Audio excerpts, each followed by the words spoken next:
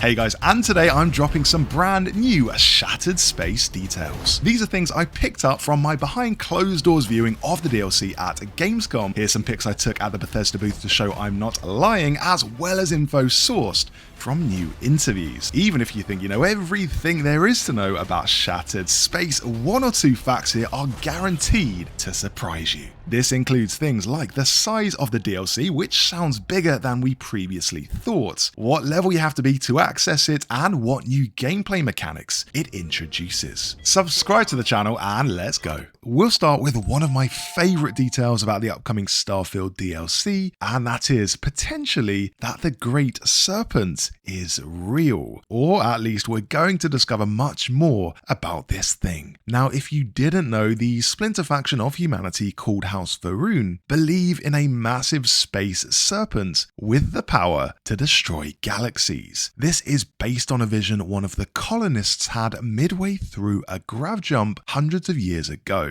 It sounds pretty unlikely, to be honest, but apparently we will find out more about this mysterious creature, if it even exists, in Shattered Space. The reason I say this is based on an interview with Tim Lamb, who is the lead creative producer on Starfield Shattered Space. He tells the website Gaming Boulevard, quote, "Va'ruun House and their belief in the Great Serpent play a central role in this DLC. In the DLC, players will be able to explore their sacred sites, uncover the origins of their beliefs, and see how the Great Serpent influences their decisions. There are some big twists and turns, especially around the Va'ruun House and the Great Serpent, and I can't wait to see how players react to them," end quote. Now, are we about to have a massive boss battle against a big snake-looking thing? Probably not. This isn't God of War, but we will be learning more about the Great Serpent, which is one of the most enduring mysteries of Starfield. Like, is this thing real? Is this thing just a hallucination? One of the key plot points in the DLC is a power struggle within the faction itself.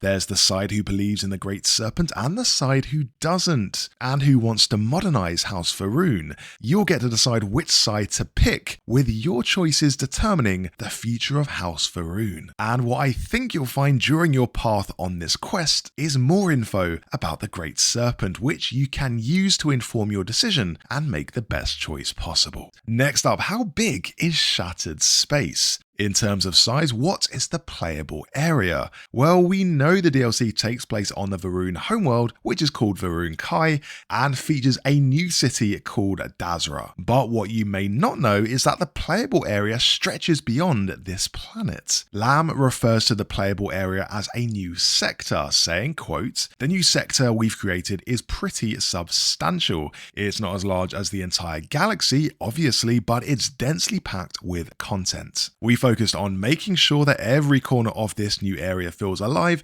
and has something for new players to discover. Whether it's hidden side quests, unique encounters, or just the sheer beauty of the landscapes, there's a lot to keep players engaged," end quote. So the DLC is larger than we originally thought. Lamb refers to it as a sector, which to me suggests it's bigger than a planet, but as he says, smaller than a galaxy, so we may be getting a few new star systems here. I mean, it really does all depend on how you interpret the word sector. If Lamb meant star system, he could have just said star system, so to me a sector of space means a chunk of space containing several star systems. The next detail I want to talk about are the new mechanics for Shattered Space, and according to Lamb himself, we have new types of combat, new ship customization options, and new ways of exploring environments.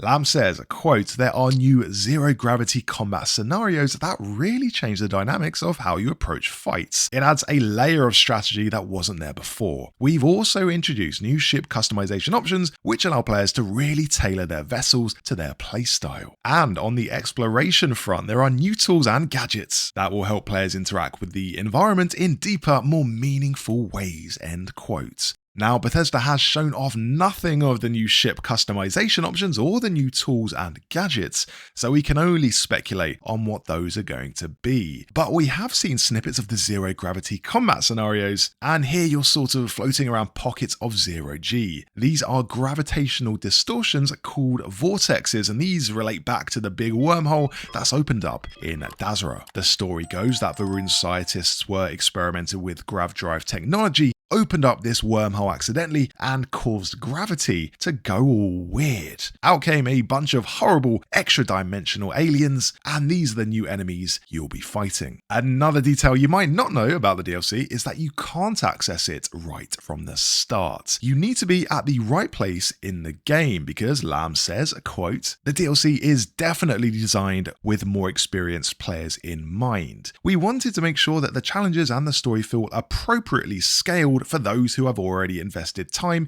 into building up their characters.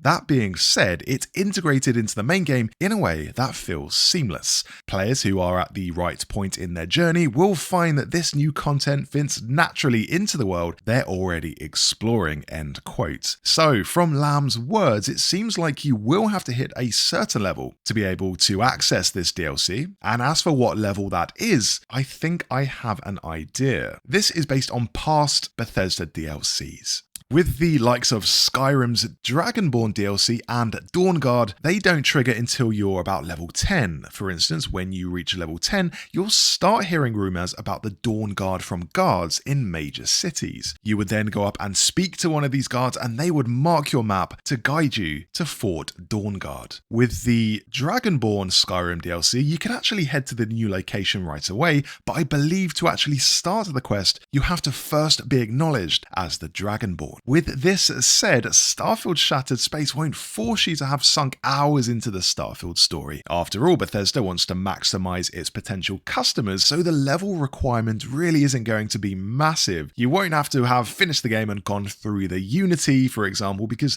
that would just undermine the entire point of being able to make that choice for yourself. This is not like Elden Ring's Shadow of the Erd Tree, where you have to beat a difficult mid-game boss in a fairly remote underground area, which is hard to even figure out where to find to start the DLC. In short, you won't have to have played Starfield for 20 hours to access Shattered Space. That's not to say the level requirement won't jump up in future Starfield DLCs. This is the first of many planned DLCs, so it will have the lowest starting level requirement, around level 10, level 20 as I say, but I think after this, DLCs will demand you to be a bit higher. But that's a problem for like 2026. Some more details about Shattered Space are featured in the article on Xbox Wire. We now know the name of the space station we start the game on, and this is called the Oracle. You basically go here after getting a distress signal, and it's on the Oracle you come across a wormhole leading you right to the Varun homeworld. The article says, quote, "Major sections of the planet are entirely handcrafted," end quote. So it's not just the capital city of Dazra that's handcrafted, but sections beyond it. That's good news for people thinking we're just getting more randomly generated stuff. Even if you've explored a bunch of Starfield and put loads of hours in, there's something new here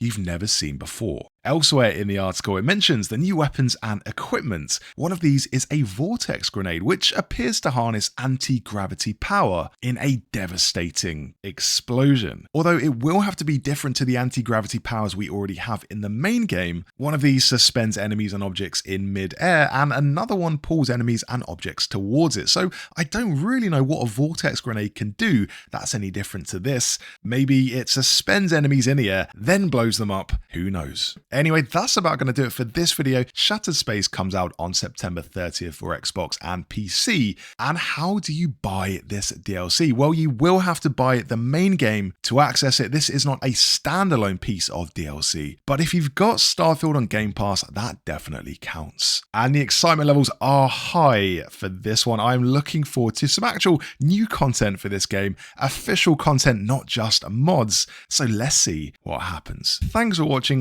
Once again, subscribe to the channel for more Starfield videos, and I would hugely appreciate it if you sponsor this channel over on patreon.com/gaming with Griffin.